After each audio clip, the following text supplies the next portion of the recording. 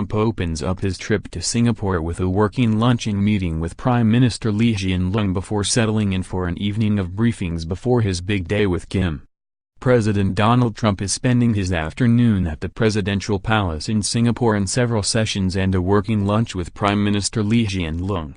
The U.S. president arrived in Singapore yesterday for talks that could change the course of history and earn him the Nobel Peace Prize, if successful in convincing the world's most isolated nation to end its pursuit of mankind's most deadly weapons.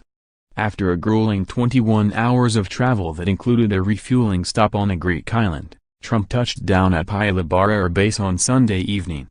He gave a short wave as he deplaned, and told journalists nearby he was feeling very good about his meeting on Tuesday morning local time with Kim Jong-un. Following a short conversation with Singapore government officials sent to greet him, the U.S. president then sped off in his motorcade to conclude his first evening in Singapore in the privacy of his room at the Shangri-La, the luxury hotel housing the U.S. delegation.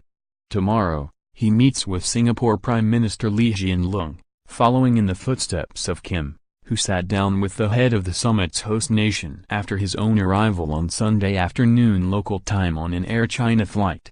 Kim is staying at the St. Regis Hotel, just down the road from Trump. The foreign leaders will hold their summit at a third location, the Capella Resort, ensconced on 30 acres of land south of the city on Sentosa Island.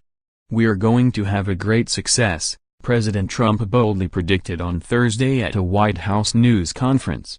"A long time ago, this could have been solved in a lot easier manner and a lot less dangerous manner. But it wasn't. So I'll solve it, and we'll get it done." A first-term president with no prior political experience who has a flair for the dramatics, Trump skeptics say this week's summit with Kim will serve as little more than a misguided photo-op. His admission in the lead-up to the trip that he'd done little to get ready for the face-to-face with the 33-year-old dictator and was relying on his attitude and willingness to strike an accord did little to lessen anxiety at home that Trump would make a catastrophic mistake.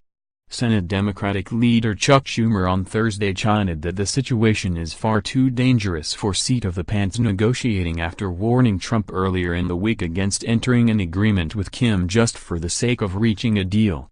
The sniping from the sidelines prompted Trump to charge that Schumer and his party did nothing about North Korea and is now telling me what to do at the summit the Dems could never set up.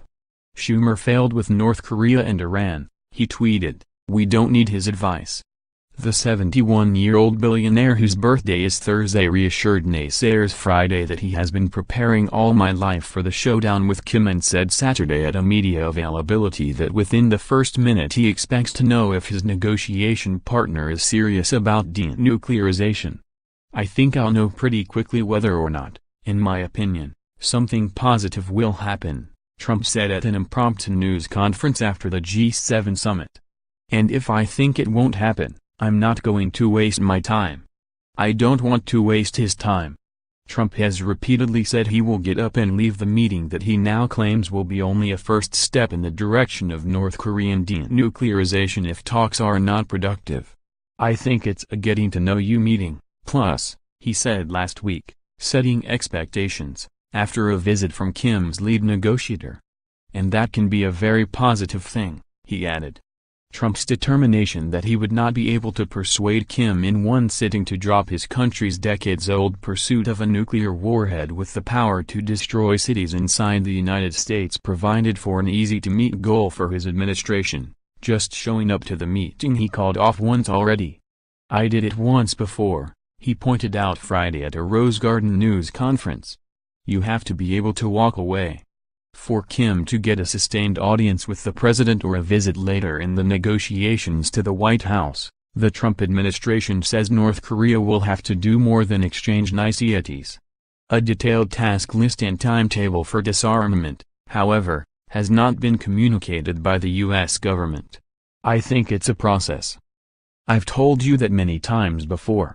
I think it's not a one-meeting deal," Trump told reporters Thursday.